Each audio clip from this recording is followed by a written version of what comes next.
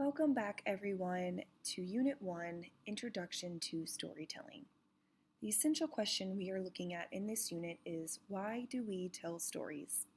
This lesson will take a look at fables, our first genre of literature. To begin, we want to learn what is a fable. Well, fables are short stories intended to teach a lesson. Often plants, animals, and forces of nature speak and act like human beings. Fables are believed to come from India. However, Aesop, a Greek slave, is most known for the fables heard today. For instance, the ant and the grasshopper, and the lion and the wolf.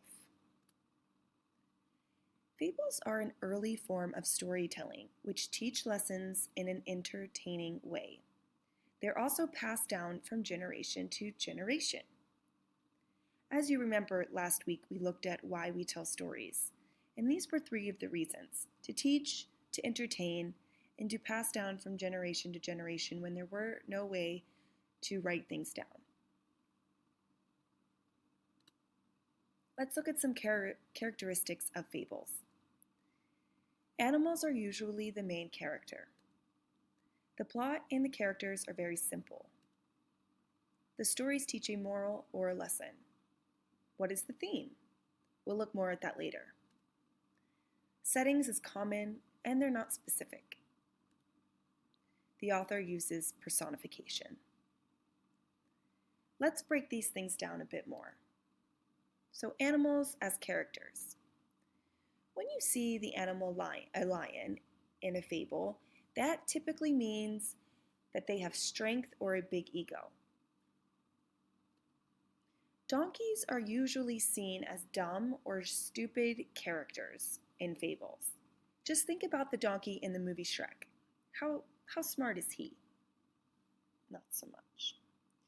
Foxes are usually seen as sly, sneaky characters in fables. Hawks are typically tyrannical and using power in a cruel way. Wolves are usually greedy and dishonest characters in fables. Flies are typically wise and smart. Hens are usually conceited characters. And lambs are seen as shy characters in fables. There will be other animals and forces of nature you see in different fables, but these are the main ones.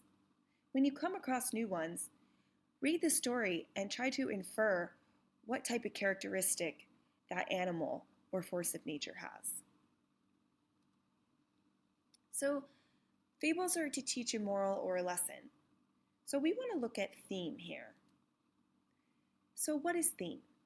Theme is the underlying message or lesson the author is trying to show the reader. There are many different types of themes. A few of them are love, betrayal, forgiveness, rich versus poor, and as I said, many, many, many other types of themes. We'll look at more of this later. Personification. Simply put, it's making animals or objects seem like real people with real human feelings and emotions. As we said, the characters of fables are typically animals or forces of nature. So we give them these human characteristics. When we do that, we're personifying them, or we're using personification. When you see personification, think person. Examples of personification are the trees danced back and forth in the wind. Well, can trees really dance? No, they can't.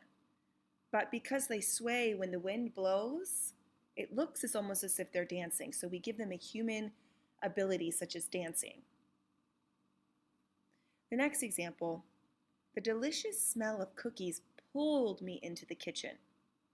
Okay, can cookies pull you? Do they have arms? Are they human?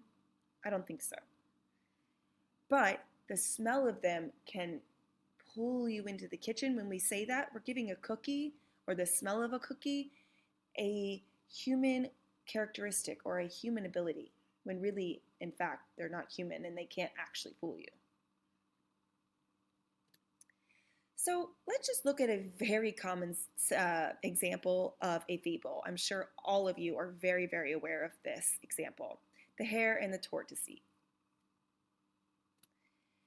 So just to quickly go over this fable that I'm sure you all know, this is about a hare and a tortoise, or a rabbit and a turtle.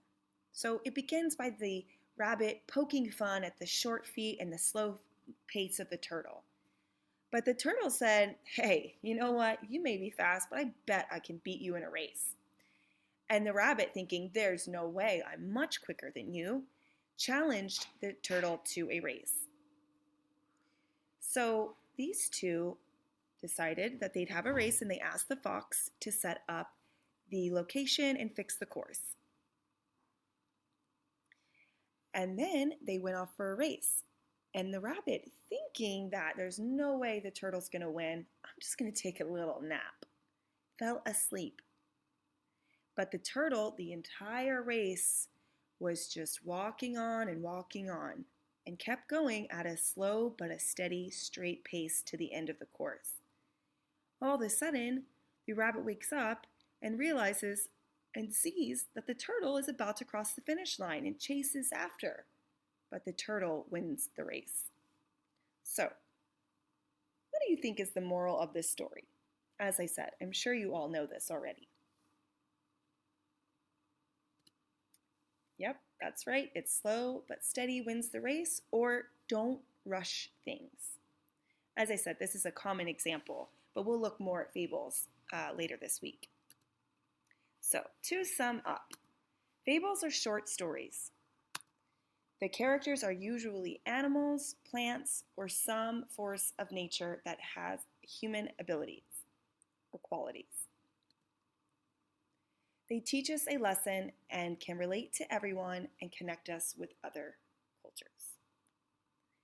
I hope you enjoyed learning about fables.